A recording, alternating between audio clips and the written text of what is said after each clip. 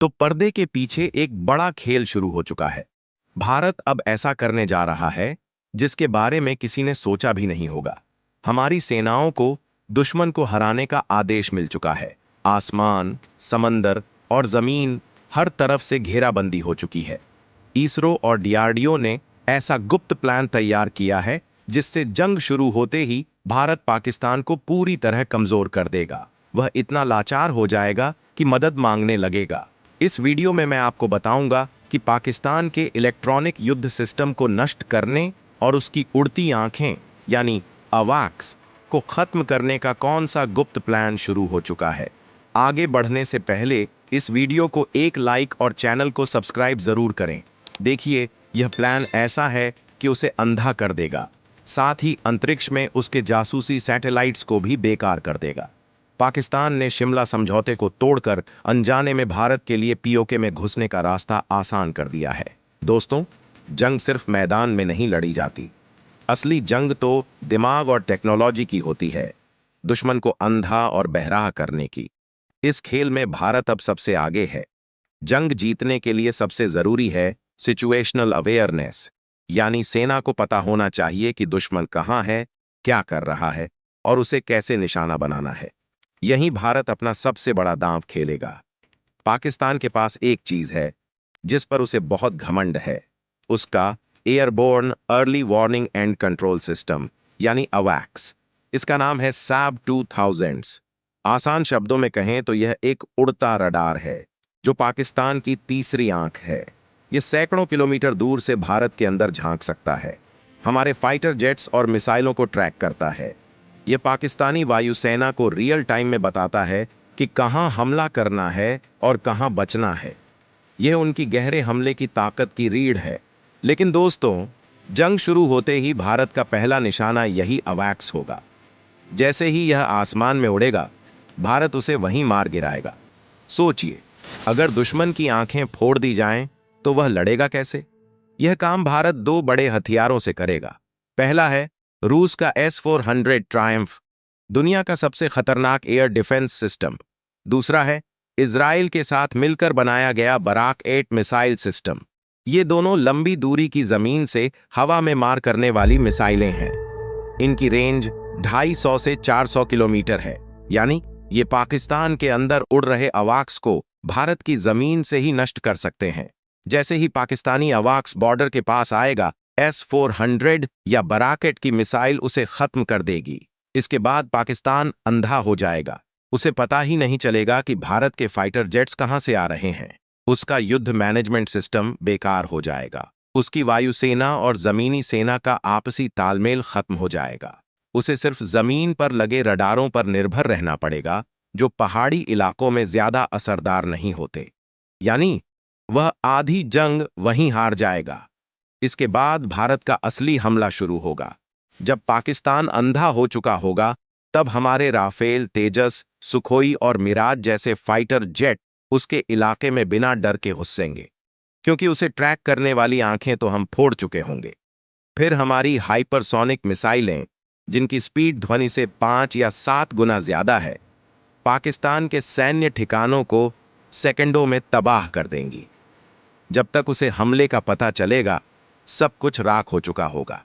लेकिन दोस्तों, आज की जंग सिर्फ गोला बारूद की नहीं, सिग्नल्स और इलेक्ट्रॉनिक युद्ध की होती है।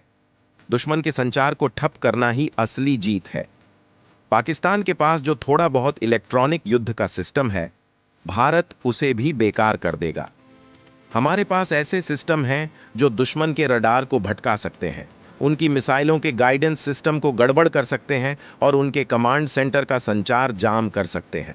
यानी दुश्मन न देख पाएगा, न सुन पाएगा, न अपने सैनिकों को आदेश दे पाएगा। वहीं हमारी सेनाएं अपने सुरक्षित नेटवर्क से आपस में जुड़ी रहेंगी। इस तरह भारत पाकिस्तान को तकनीकी रूप से पूरी तरह पंगु बना देगा। उसका इंटरनेट, फोन, रडार कुछ भी काम नहीं करेगा। वह बस तड़पता रह जाएगा।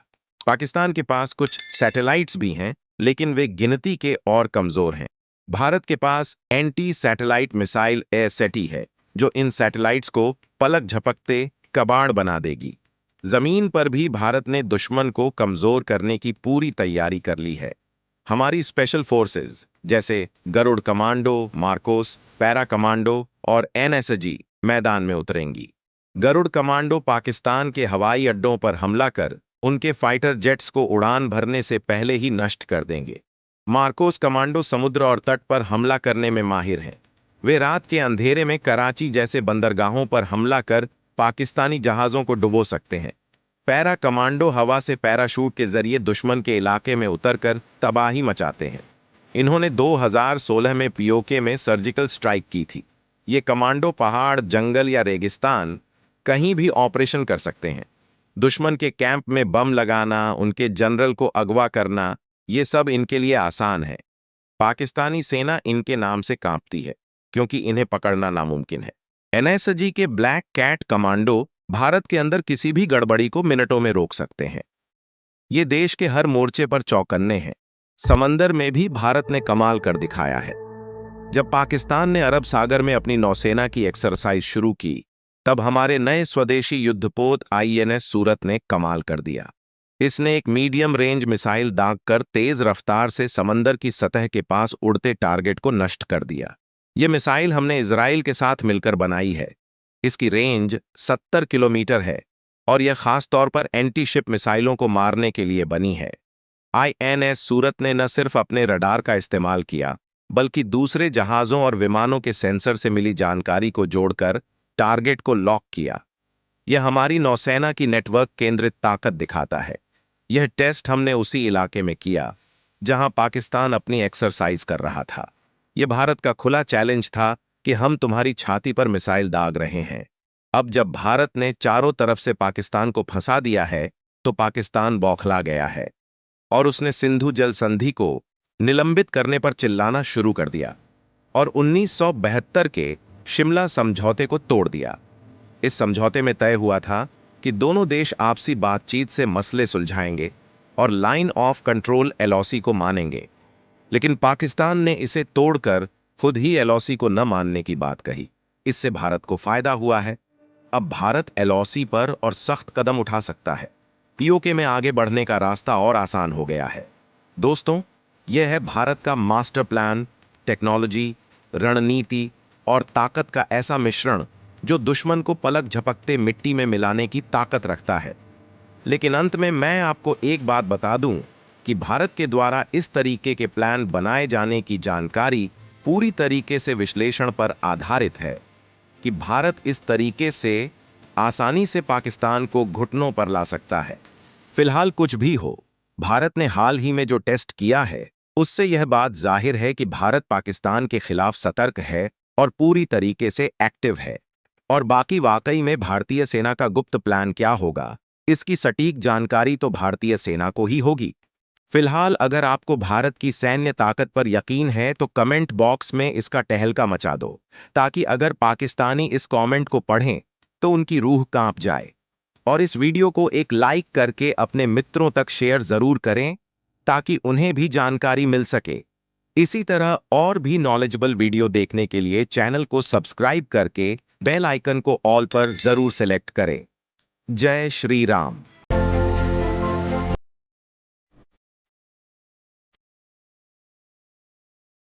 तो पर्दे के पीछे एक बड़ा खेल शुरू हो चुका है। भारत अब ऐसा करने जा रहा है जिसके बारे में किसी ने सोचा भी नहीं होगा। हमारी सेनाओं को दुश्मन को हराने का आदेश मिल चुका है। आसमान, समंदर और जमीन, हर तरफ से घेराबंदी हो चुकी है। इसरो और डीआरडीओ ने ऐसा गुप्त प्लान तैयार किया है जिससे जंग शुरू होते ही भारत पाकिस्तान को पूरी तरह कमजोर कर देगा। वह इतना लाचार हो जाएगा कि मदद मांगने लगेगा। इस वीडियो में मैं आपको बताऊंगा कि पाकिस्तान के इलेक्ट्रॉनिक युद्ध सिस्टम को नष्ट करने और उसकी उड़ती आंखें यानी अवाक्स को खत्म करने का कौन सा गुप्त प्लान शुरू हो चुका है। आगे बढ़ने से पहले इस वीडियो को एक लाइक और चैनल को सब्सक्राइब जरूर करें। देखिए, यह प्लान ऐसा है कि उसे अंधा कर देगा, साथ ही अंतरिक्ष में उसके जासूसी सैटेलाइट्स को भी बेकार कर देगा। पाकिस्तान ने शिमला समझौते को तोड़कर अनजाने में भारत के लिए पीओके में घुसने का रास्ता आसान कर दिया है। दोस्तों, जंग सिर्फ मैदान में नहीं लड़ी जाती। असली जंग तो दिमाग और टेक्नोलॉजी की होती है, दुश्मन को अंधा और बहराह करने की। इस खेल में भारत अब सबसे आगे है। जंग जीतने के लिए सबसे जरूरी है सिचुएशनल अवेयरनेस, यानी सेना को पता होना चाहिए कि दुश्मन कहाँ है, क्या कर रहा है और उसे कैसे निशाना बनाना है। यहीं भारत अपना सबसे बड़ा दांव खेलेगा। पाकिस्तान के पास एक चीज है जिस पर उसे बहुत घमंड है, उसका airborne early warning and control system, यानी अवैक्स। इसका नाम है सैब 2000।